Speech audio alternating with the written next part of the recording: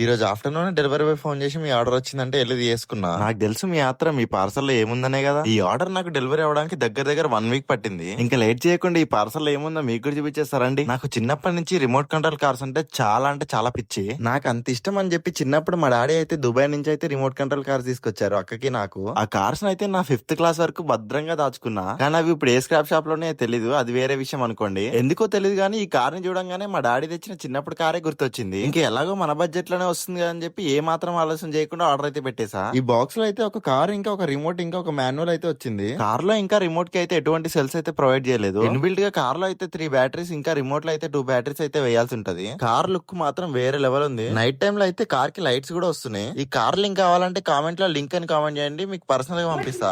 ఇప్పుడైతే ఈ కార్ అయితే ఎలా వర్క్ అవుతుందో చూద్దాం. జస్ట్ 180 రూపీస్ పెట్టి ఉన్నాం ఈ కార్. ఒకసారి చూద్దాం ఎలా వర్క్ అవుతుందో.